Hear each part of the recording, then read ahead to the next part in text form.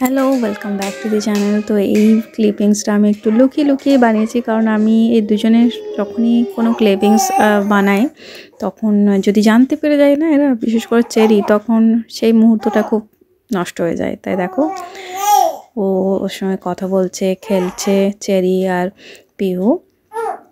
আর দেখো এই লাস্টে গিয়ে ও বুঝতেই পেরে গেছিলো।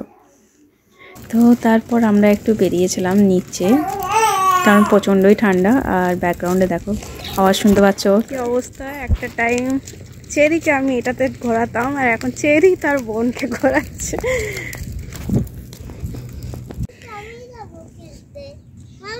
এই প্রথম এই রাস্তাটাতে এসেছি।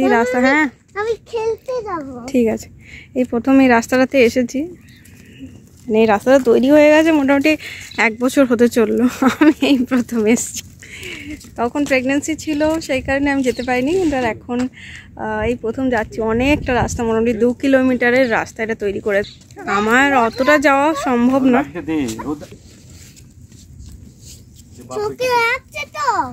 হ্যাঁ ওর চোখে লাগছে তো। আমরা বলছি যে একটু রোদ লাগা, ওই ওপরের ঢাকাটা খুলে দিতে। আর চেরি বলছে না রোদ লাগছে তো, কষ্ট হচ্ছে তো।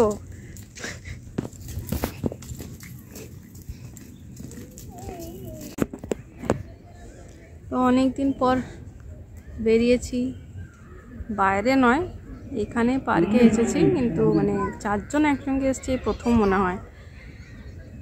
আর মা অ্যাকচুয়ালি আসতে পারেনি, কারণ মা স্নান করবে, পুজো করবে। আর এখানে ঘুড়ি ওড়ানোর কম্পিটিশন টাইপ অফ কিছু প্রোগ্রাম হচ্ছে, তাই হয়তো আওয়াজ পাবে। এখন ঘুমোচ্ছে আরামসে।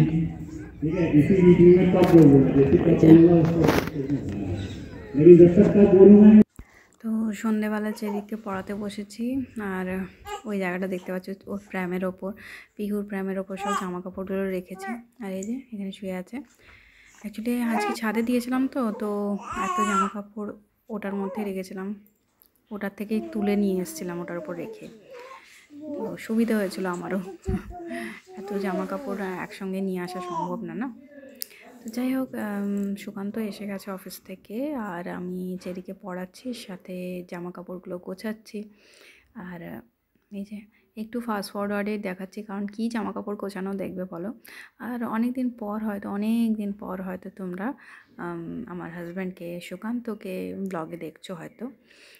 একসঙ্গে আমরা ফ্লোরে মানে ব্লগে থাকবো, তোমরা হয়তো দেখোইনি, তাই না? তো আজকের ব্লগটাতে অনেকবার তোমরা আমার হাজব্যান্ডকে দেখতে পাবে। তো রাত হয়ে গেছে, মোটামুটি কটা বাজবে, 8:30 বাজবে এখন। তো ওর সঙ্গে কথা বলছে, তোমরা অ্যাকচুয়ালি দেখতে পাচ্ছ না ব্ল্যাঙ্কেটটার জন্য, কিন্তু এখন পিহুর সঙ্গে কথা বলছে আসলে। আর দেখতে পাচ্ছ কত জামা কাপড় প্যাকিং করা এখনও বাকি আছে আমাদের। এই যে আমি বলছি, পিহুকে তো দেখতেই পাচ্ছে না তুমি কার সাথে কথা বলছো। ব্ল্যাঙ্কেটটা সরিয়ে দিল। আর শীতকাল হলে না বাড়ি যেন আরও বেশি অগোছলো হয়ে যায়।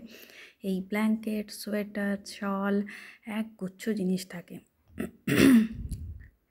আমার গলা মাঝে মাঝে শুকিয়ে যাচ্ছে। আর ভালো রোদ দিয়েছিল বলে খুব মানে শুকিয়ে গেছিলো। এত জামা কাপড় কেচেও না খুব মজা লাগে যখন তাড়াতাড়ি এত রোদে শুকিয়ে যায়, একদম দারুণ শুকিয়ে যায়। তখন মনে হয় যেন সব ব্যাকটেরিয়া নষ্ট হয়ে গেছে, তাই না? আমার তো এরকমই ফিল হয়।